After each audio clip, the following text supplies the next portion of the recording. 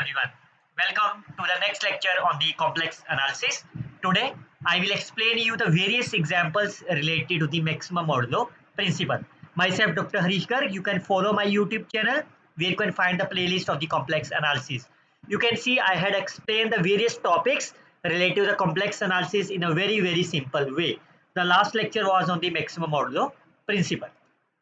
Now, as I mentioned you in our last lecture, we learned the concept of the maximum modulo principle as well as the minimum modulo principle. In this lecture, we will learn the same concept through the various numerical examples. If I quickly recall you the concept of the maximum modulo and the minimum modulo, whenever you have a non-constant analytic functions which are defined on the domain D, and this domain D must be my bounded. Fine. If I say the capital D is my boundary domain and the boundary of the domain is denoted by del of D, then the maximum value of the absolute value of Fz, where Z belongs to the domain, occurring only on its boundary. And that's the statement of the maximum modulo principle. Fine. The maximum modulo principle says that the maximum value of the absolute value of the Fz is always occurring on the boundary of the bounded domain. Similarly, for the minimum modulo principle, it is occurring on the again on the bounded boundary of the domain. Now, based on this, can you solve this problem? Always remember, when the question arises is when we can apply the maximum modulo principle. There are only two conditions. The first of one is the domain must be my bounded, fine, and the second condition must be that your target is to find the absolute value either of the maximization or minimization. Fine. Whenever your target is to find the absolute value in either in terms of the maximum or minimum and the domain is bounded, then you can solve the problem with the help of either the maximum modulo principle or the minimum modulo principle. For example, in this case you can see the domain is my bounded. In this case the real component is my bounded, imaginary component is bounded, so that means that my domain is bounded. Again in this case the domain is bounded. So let's start with the first question. Remember students, I will explain you in a very simple way. You can watch the video till the end and like and comment on this video.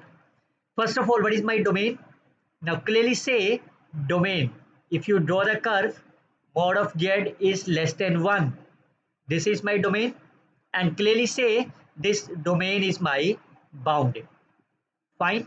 And second thing is my target is to find the maximum value of the absolute value. So what does it means? I can apply the maximum modulo principle.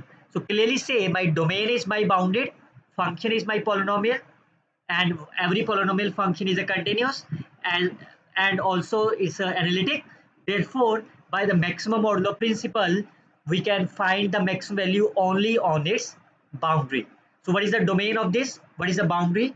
The boundary is lies as -1 to +1. Fine. But clearly say, can you find the zeros of the Fz? What is the zeros of the Fz? I can substitute f of z is 0.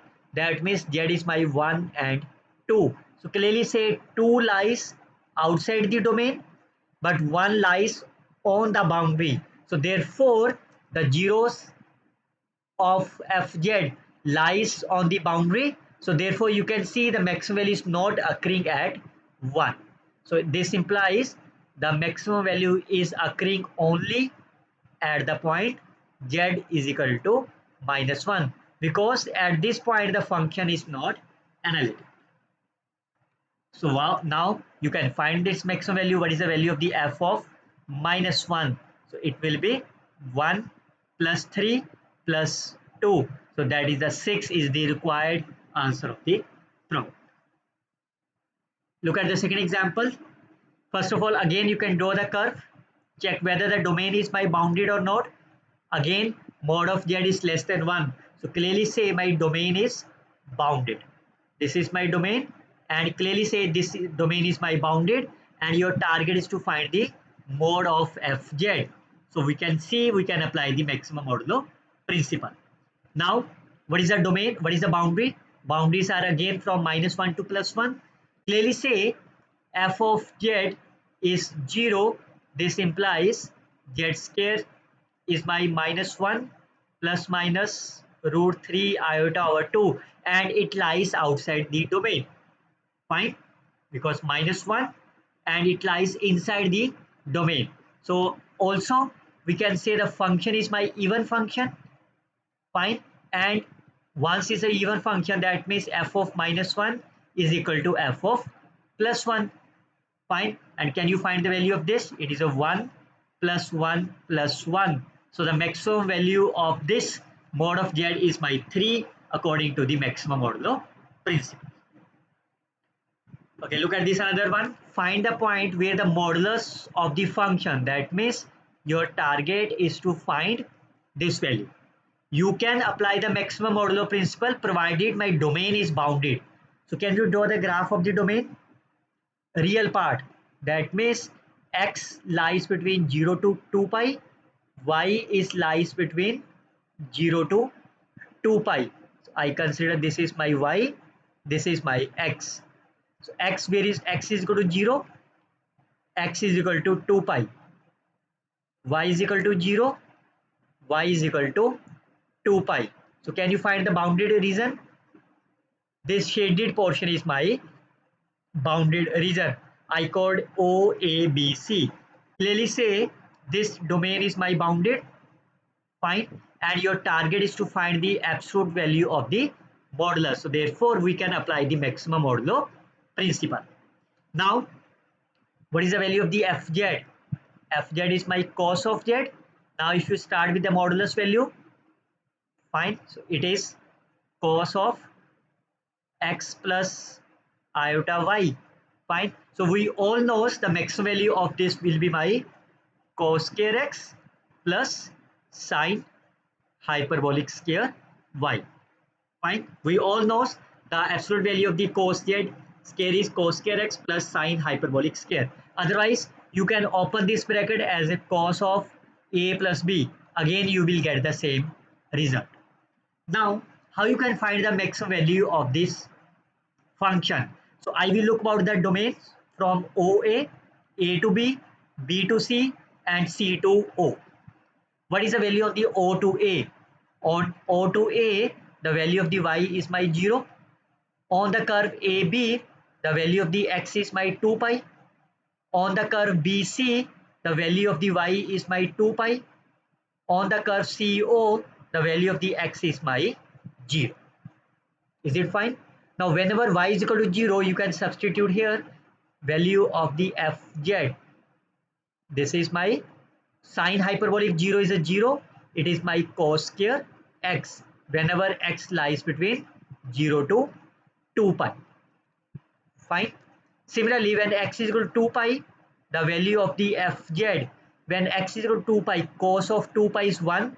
It is 1 plus sine hyperbolic square y. What is the value of the y? Y is varies from 0 to 2 pi. Similarly, when y is equal to 2 pi, so it is a sine, is a cos square x plus sine hyperbolic square 2 pi, where x varies from 0 to 2 pi. And for the last case, whenever x is 0, cos of 0 is 1, 1 plus sine hyperbolic square y, where y varies from 0 to 2 pi. Now your target is to look about the maximum value. Clearly say it is a 1 plus something, it's a positive quantity, so this is not the maximum value. Similarly, these both values are same. This cos square x, it lies between 0 and 1, and sine hyperbolic is always be the unbounded functions, so the maximum value is occurring at 1 plus sine hyperbolic square 2 pi. So when it will be the maximum? It will be maximum when value of the z will be, when the value of the cos square is 1, it will be x will be my 0, x will be my 2 pi. Moreover, x will be pi also because of the square value, because we all know cos of pi is my -1, but because of the square it's my 0, and the collection of all those y. So the value of the z will be x is equal to 0, that is my 0 plus 2 pi iota. Second value is pi plus 2 pi iota, and the third value will be 2 pi plus 2 pi iota, and this is the value we call as pi plus 2 pi iota. Fine. So the value of this value, three values at which the function gives the maximum value. I hope you can like and comment on the video. Again, find the modulus of the functions, achieve its maximum value. So firstly you can draw the curve. Curve is my closed over the unit circle. So clearly say once is a closed curve, by using the maximum modulo principle, it achieved at on its boundary. Can you find the boundary of the curve? Mod of z is equal to 1. So therefore, can you find the value of the fz? This is the value of the fz. Fine. So I can substitute the value of the z is a x plus iota y. I can write this number is e raised to power x into e raised to power iota y, which I can again written as e raised to power x into e raised to power iota y. The value of e raised to power iota y is my 1. So therefore, it is e raised to power x. Can you find the polar coordinates of this x? X is equal to r cos of theta. So I can say this number is my e raised to power cos theta. Fine. Now, what is the maximum? Now your target is to find the maximum value. So when it will be maximum? When cos theta is my maximum. So what is the value of the cos theta is maximum in this shaded portion? The value of the cos is maximum at pi over 2. Fine. Or cos pi over 2 is 0. Sorry, the value is maximum at angle is 0, because at pi over 2, what is the value of the cos of theta is my 0, but at the angle 0 the cos is maximum. I can substitute the value of theta is 0. We will get the maximum value is my e raised to power cos 0, that is e at the point boundary, that is z is equal to 1 is the right answer. If you look for the graphically, this is the value, this is the point at which the value is my maximum. Look at this another one. Again, your target is to find the maximum value of the polynomial. So that is a z square plus 3z minus 1. Clearly say my domain is my bounded. Fine. Once the domain is bounded, you can apply the maximum modulo principle. Now on this curve, mod of z is equal to 1. I can find the value of f of z. I can take in the any polar coordinates. It is 1 e raised to power iota into t, where t varies from 0 to 2 pi. These are parametric equations. Now I can start from the absolute value of the fz. I can take in the z is common. Fine, so it will be z plus 3 minus z inverse. I can also write this number is mod of z, z plus 3 minus z inverse. I can substitute the value on the boundary. On the boundary, mod of z is my 1.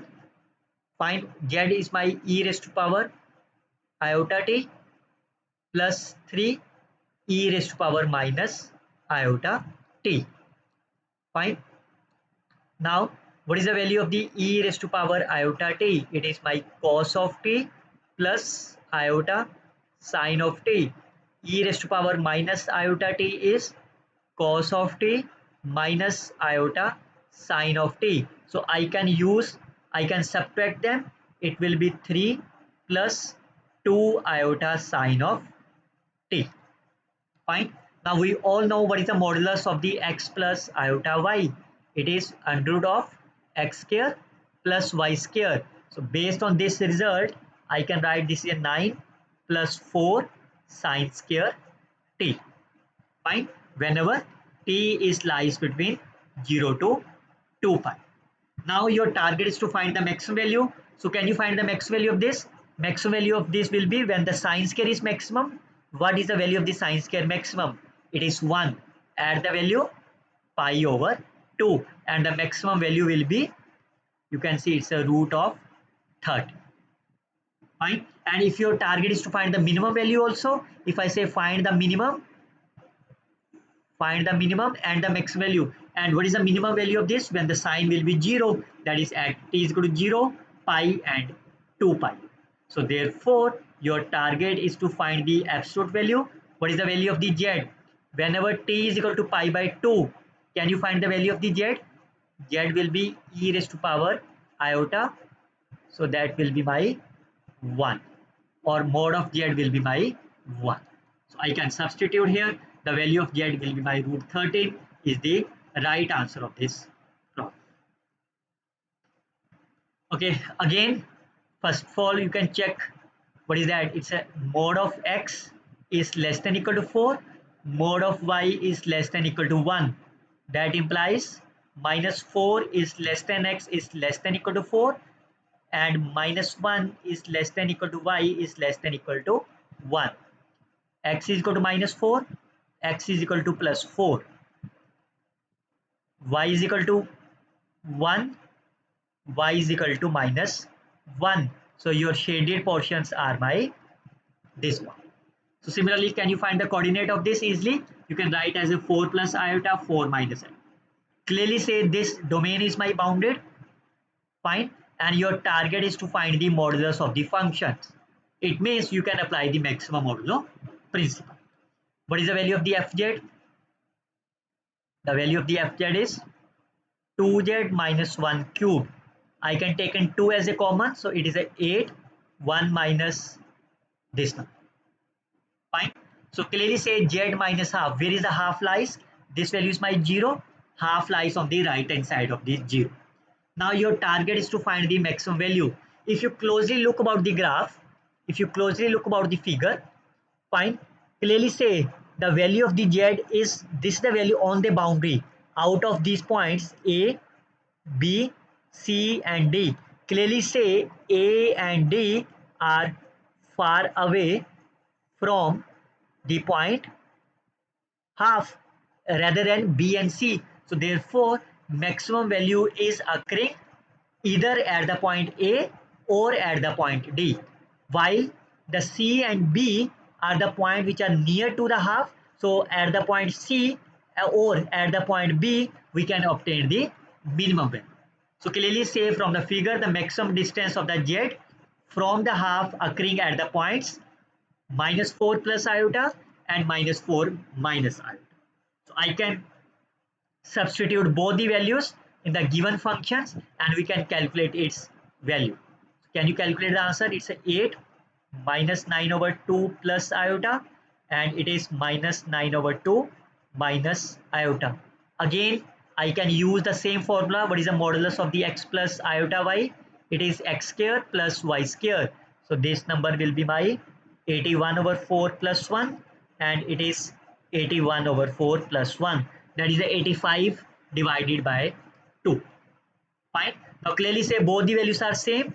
Therefore, maximum value of fz is root 85 over 2 and occurring at the point minus 4 plus iota and minus 4 minus iota. And you can substitute the value of the z in the given equations. You will get the answer is 8 into, this is the value I can substitute here, 8 into 85 raised to power 3 by 2 is the right term. Okay, look at this next one. Again, your target is to find the maximum value over this domain. So can you draw the graph of these equations? So x is my minus 1 plus 1, y is equal to 2 and y is equal to 1. Y is equal to 2, y is equal to 1. So this is my shaded portion. Clearly say domain is my bounded. Fine. So I can apply the maximum modulo principle. So let's start with the value of the e raised to power z over z. I can write here is e raised to power x, e raised to power iota y over x plus iota y. Again, I can write as a e raised to power x. This value will be 1 of the absolute value divided by x plus iota y. Or again, you can write this number is fine. This number will be by 1. E raised to power x is a positive number always. What is the absolute value of this below quantity? So x square plus y square. Fine. Now, how you can solve this problem? Again, you can see from A, B, C and D. So I can take on the two cases. Firstly, on the vertical segments. That means if I name them, that is BC and AD. So clearly say on the BC and AD, x is my constant. Fine. So once the x is my constant, this is my constant. So that will be say alpha over alpha plus y square. So that means value of the mode of fx is maximum when the value of the y is my minimum. So clearly say from this diagram, what is the value of the y minimum? Y is minimum at the point 1. So therefore, we can say with the smallest value of the y, the smallest value of the y is occurring at these two corner points. Therefore, I can calculate the values at the point minus 1 plus iota and 1 plus iota. I can substitute the equations. So corresponding to the minus 1 plus iota, that means x is equal to minus 1, y is equal to 1. If I substitute here, it is e raised to power minus 1 over 2. While corresponding to the 1 plus iota, x will be my 1, y will be my 1. So your answer will be e divided by 2. Fine. Now similarly, this is the horizontal strip. Now I can take on the vertical horizontal strip. So that is a AB and CD. That is AB and CD. Y is my constant. So once y is constant, when it will be maximum. So I can calculate the values at 1 plus iota and 1 plus 2 iota. What is the value of the f of 1 plus iota? It is e over 2 and it is e over 4 plus 5. So clearly say this number is greater than of the e over 5, which is nothing but f of 1 plus 2 iota. Or in general, you can also say what is the value of the x plus iota? E raised to power x over x square plus 1, and the value of the x plus 2 iota, it will be e raised to power x over x square plus 4. So clearly say e raised to power x over x square plus 4 is always be greater than of the e raised to power x divided by x plus 4. That is absolute value of the x plus 2. So that means the maximum is occurring at on this line. Fine. If you consider the interior point, so clearly say there is no critical point which lies in this this bounded domain. So therefore your target is to find the maximum value. So I have obtained 1 plus iota value. I already obtained the values. So which one is the maximum? Is e raised to power minus 1 over 2. So clearly say this value is my maximum and this value is my minimum. So my target is to achieve the maximum value at the point 1 plus iota, and the value is e divided by 2. Okay, look at this another one. Again, your target is to find the modulus of the function where it achieves both maximum and the minimum. Can you draw the reason? Z is equal to 0, Z is equal to 2, Z is equal to iota. Iota means x component 0, y is my 1. So this is my portion of bounded region. So clearly say my domain is bounded and your target is to find the modulus. So we can apply the maximum modulus principle. Now, how you can find that? Let's start with the absolute value of, so this number will be z plus 1 whole square. So let's start with the on the curve OA, and then we can start from the AB, and then we can start from the BO. First of all, on the side OA, that means z varies from 0 to 2. So can you write the parametric equations? So I can say it will be my z of 2t, where t lies from. Fine. Otherwise I will tell you how you can write that. Whenever the z varies from A to B, you can write the parametric equation. You can write the parametric equations as z is equal to first point into 1 minus t plus second point into t, where t varies from 0 to 1, and this is called as the convex linear combinations, CLC. If you remember your optimization techniques, CLC, complex linear combinations. Fine. So I can substitute the value of the z is equal to 2t in the given functions. So it is a z of 2t. Basically, this is my f of z. I can start with the modulus value. It is my 2t plus 1 whole square. Fine. Now, can you find the maxima minima? What is the condition for the maxima and minima? We will take the first derivative of the function to be 0. That is the condition of the maxima and minima. That implies 4 into 2t plus 1 is equal to 0. That implies t is equal to minus half, but it does not belong to the 0 and 1. Therefore, your target is to find the values at the corner point when t is equal to 0, z is equal to 0. When t is equal to 1, z is equal to 2. So can you find the values? At the point t is equal to 0, what is the value is my 1. At the point t is equal to 1, it is my 3, 9. Corresponding to the t is equal to 0, the value of the z is my 0. This is the f of z. Corresponding to the t is equal to 1, the value of the z is my 2. So f of 0 is 1, f of 2 is equal to 9. Now we will look about the curve on the path AB. Z varies from 2 to iota. So I can write the parametric equation is 2 into 1 minus t plus iota into t, where t varies from 0 to 1. So I can substitute in the given equations.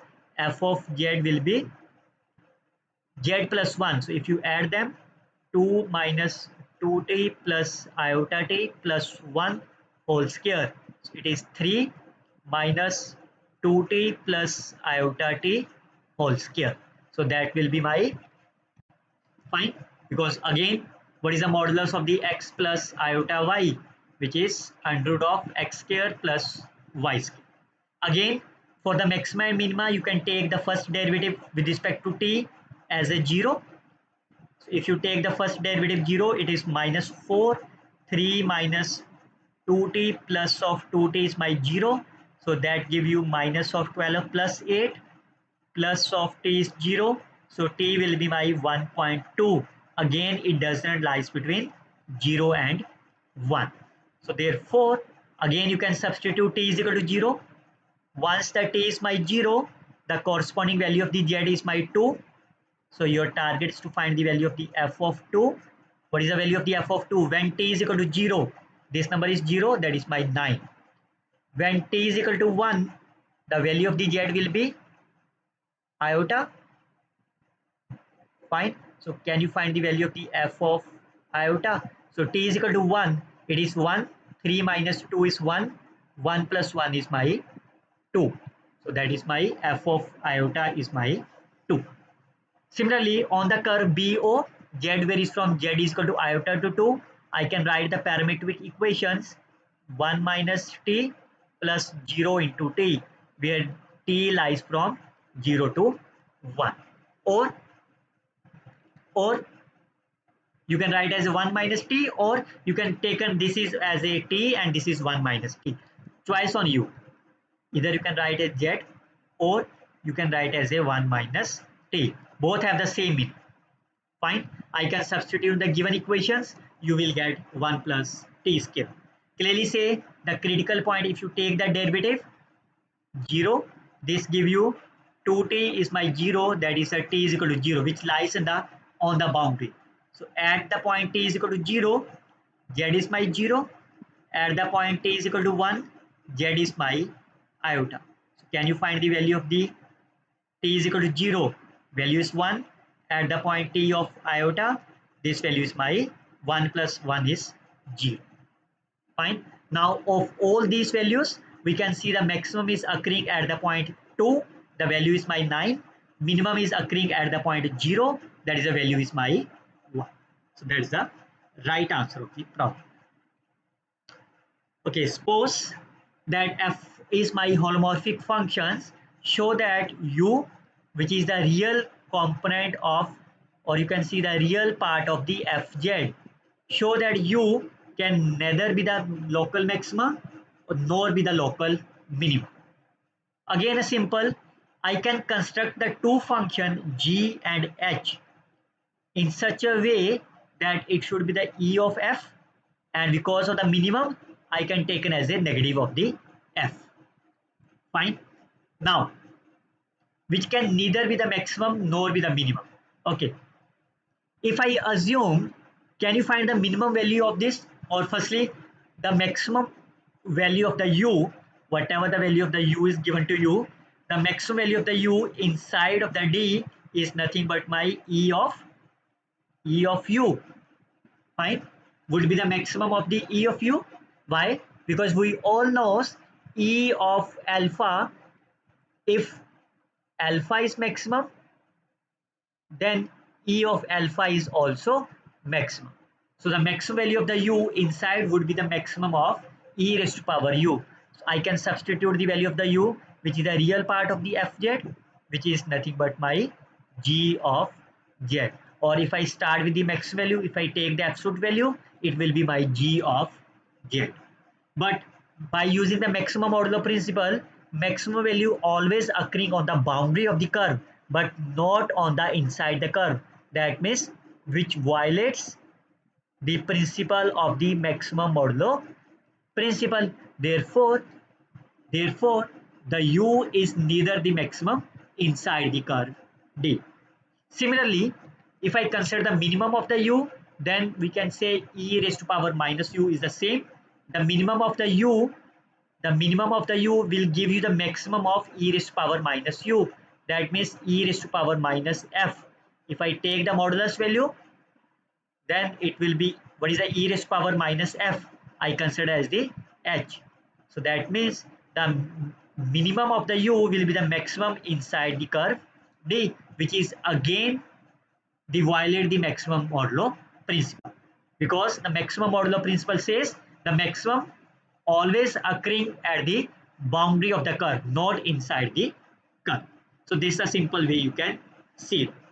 I hope you can like and comment on this video as well. So this is the way you can solve the examples of the maximum modulo principle.